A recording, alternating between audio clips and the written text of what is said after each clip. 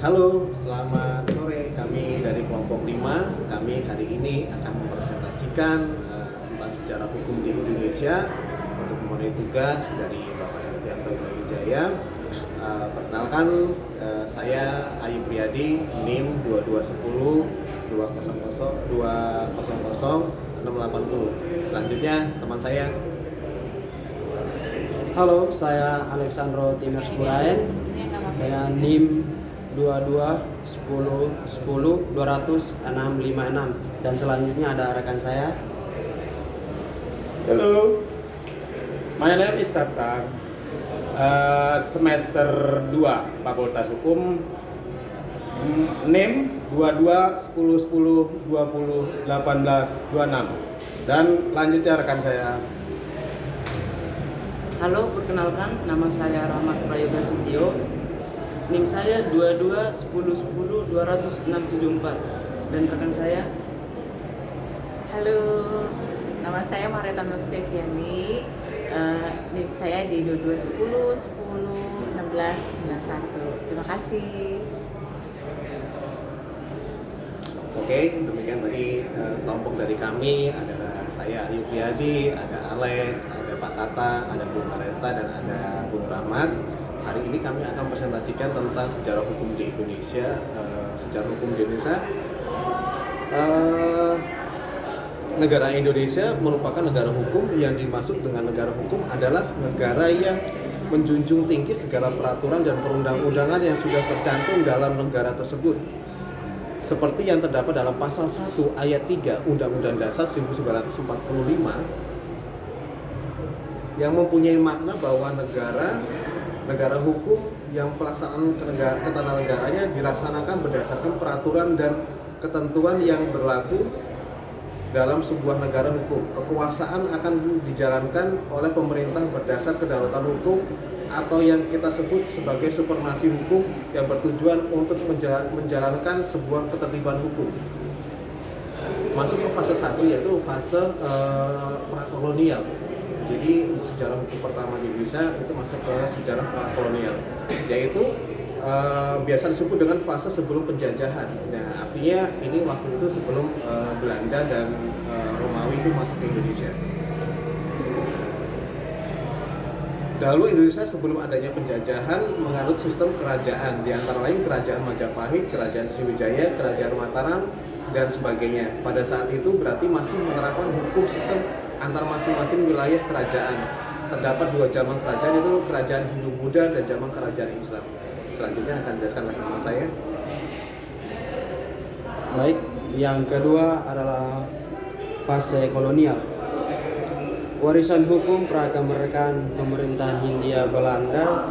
Pemerintahan Hindia Belanda sebagai penguasa Indonesia selama beberapa abad memberikan beberapa peninggalan pokok dalam aspek hukum, di antaranya Algemene Bepaling van Wetgeving for Indonesia merupakan peraturan yang diregangkan oleh pemerintah Hindia Belanda sejak 30 April 1847 yang termuat dalam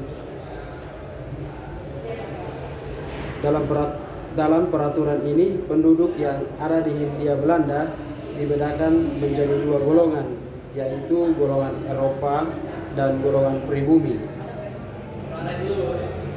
Regerensi Reglamen merupakan peraturan yang diundangkan oleh pemerintah Hindia Belanda sejak 2 September 1845 sampai dengan 1962. Dalam peraturan ini ada penggolongan penduduk yang lebih banyak lagi.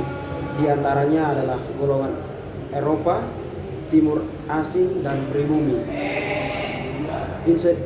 Indices Sterling merupakan peraturan yang diundangkan oleh pemerintah Hindia Belanda sejak 23 Juli 1925 yang termuat. Begitupun dalam peraturan ini golongan penduduk Hindia Belanda dibagi menjadi 3 seperti sebelumnya, yang ditunjukkan untuk menetapkan hukum yang berlaku sesuai dengan golongannya. Hal ini tercantum dalam pasal 131 IS. Misalnya, jika penduduk pribumi menginginkan untuk menggunakan hukum adat, pihak pemerintah Hindia Belanda memperbolehkan hal tersebut.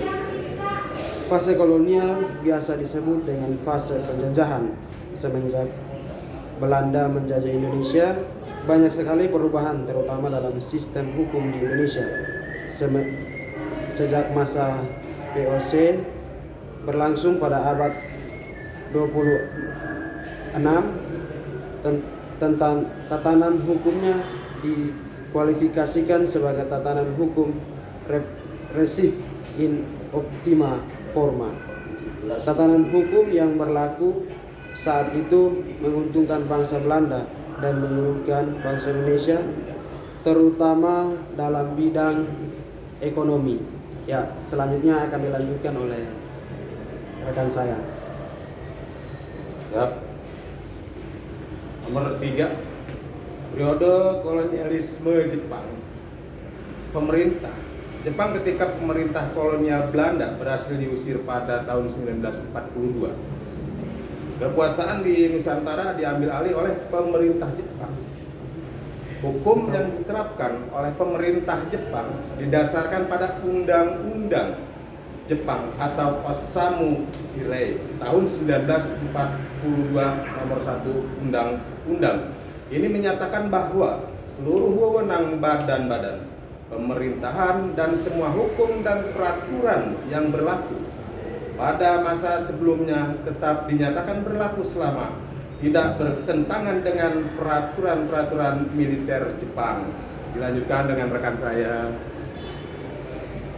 Iya, yang keempat adalah fase kemerdekaan. Di fase kemerdekaan ini terdapat 3 masa, yaitu masa Orde Lama, masa Orde Baru, dan masa Reformasi. Masa Orde Lama, tata hukum Indonesia adalah tata hukum yang ditetapkan oleh bangsa Indonesia sendiri atau negara Indonesia. Orde Lama dipimpin Presiden Soekarno dan Wakil Presiden Muhammad Hatta. Sejak 18 Agustus 1945, tata hukum positif di Indonesia adalah sistem hukum yang tersusun atas subsistem hukum adat, subsistem hukum Islam, dan subsistem hukum Barat. Dinamika politik pada masa ini mengalami pasang surut. Pembangunan Hukum Nasional tahun 1945 sampai 1950, Undang-Undang Dasar 1945, Panitia Persiapan Kemerdekaan Indonesia atau yang disingkat PPKI mengesahkan pemberlakuan Undang-Undang Dasar pada tanggal 18 Agustus 1945 yang kemudian dikenal sebagai Undang-Undang Dasar 1945. Undang-Undang Dasar 1945 dicanangkan oleh Badan Penyelidik Usaha-Usaha Persiapan Kemerdekaan Indonesia atau BPUPKI yang pada saat itu dipimpin oleh Dr. Rajiman Weddio Diningrat. Undang-Undang 1945 merupakan undang-undang yang cukup minimalis dan bersifat generalis, yang hanya memuat aturan-aturan pokok sebagai instruksi pada pemerintah pusat untuk menyelenggarakan kehidupan negara dan kesejahteraan sosial. Tantangan sebagai negara yang baru merdeka, keinginan Indonesia untuk melakukan dekolonisasi sangat kuat. Namun, dalam kenyataannya, membangun negara secara total dari nol sangat sulit. Pasalnya, pluralitas masyarakat dan sistem hukum warisan kolonial yang telah terlanjur tercipta sulit untuk direstrukturisasi dalam waktu singkat. Selain itu, pada masa awal kemerdekaan, Indonesia memiliki berbagai agenda yang perlu diselesaikan selain hukum. Salah satunya adalah pembangunan kesatuan dan keamanan. Oleh karenanya, akan sangat sulit bagi Indonesia untuk menciptakan hukum nasional secara total. Menunjukkan hukum warisan Hindia Belanda, salah satu pertimbangan utama bangsa Indonesia tetap menggunakan hukum warisan pemerintah Hindia Belanda adalah menghindari adanya kevakuman atau kekosongan hukum. Dengan adanya kevakuman hukum, maka potensi terjadinya konflik secara horizontal antara berbagai golongan dan kekuatan politik secara besar. Ditambah lagi, apabila golongan-golongan tersebut sudah memiliki alternatif hukumnya sendiri. Oleh karena itu, dinyatakan melalui pasal 2 aturan peralihan Undang-Undang Dasar 1945 yang berbunyi, segala badan negara dan peraturan yang ada masih langsung berlaku selama belum diadakan yang baru menurut Undang-Undang Dasar ini. Dipertegas kembali oleh maklumat Presiden tahun 1945 nomor 2 bahwa hukum yang berlaku hanyalah hukum yang tidak bertentangan dengan Undang-Undang Dasar 1945. Jadi dilanjutkan oleh rekan saya. Fase kemerdekaan selanjutnya adalah dalam masa Orde Baru, yaitu setelah kudeta G30 SPKI digagalkan, kemudian sejak terbitnya Surat Perintah 11 Maret tahun 1966 yang sering dikenal kita sebagai Super Semar, maka dimulailah suatu babak baru dalam sejarah kehidupan bangsa Indonesia yang disebut sebagai pemerintahan Orde Baru. Perkembangan dinamika hukum dan tata peradilan di bawah Orde Baru justru diawali oleh penyingkiran hukum dalam proses politik dan pemerintahan. Di antaranya Undang-Undang Pokok Agraria yang bersama dengan dibuatnya Undang-Undang Penanaman Modal Asing, Undang-Undang Kehutanan, dan Undang-Undang Pertambangan. Orde Baru juga menundukkan lembaga hukum di bawah eksekutif, pengendalian sistem pendidikan, pemikiran kritis masyarakat dibatasi, hingga tak ada perkembangan dalam hukum nasional. Penyelenggaraan Orde Baru menyalahgunakan ketentuan peraturan perundang-undangan demi suatu kekuasaan. Keterpurukan kondisi sistem ketatanegaraan yang dibangun pada masa Orde Baru mencapai puncaknya ketika diiringi munculnya krisis ekonomi yang melanda dunia perekonomian bangsa Indonesia dan negara-negara Asia. Dan selanjutnya dalam masa reformasi, yaitu yang dipimpin oleh Wakil Presiden B.J. Habibie menggantikan posisi Presiden Soeharto. Selama pemerintahannya sudah menjadi 4 kali amandemen Undang-Undang RI. Dengan demikian, komposisi Undang-Undang 1945 pada sidang tahunan MPR tahun 2002 yang lalu, maka susunan Undang-Undang 45 memiliki susunan sebagaimana berikut. 1. Undang-Undang Dasar 1945 naskah asli. 2. Perubahan pertama Undang-Undang Dasar 1945. Ketiga, perubahan kedua Undang-Undang Dasar 1945. Keempat, perubahan ketiga Undang-Undang Dasar 1945, dan perubahan keempat Undang-Undang Dasar 1945. Demikianlah masa kemerdekaan.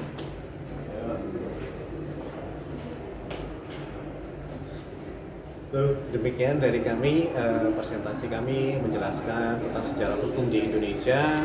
Kiranya video kami bisa mengedukasi teman-teman semua untuk semuanya. Jika ada pertanyaan atau diskusi mengenai topik kami, silakan komen di bawah. Terima kasih. Terima kasih. Thank you.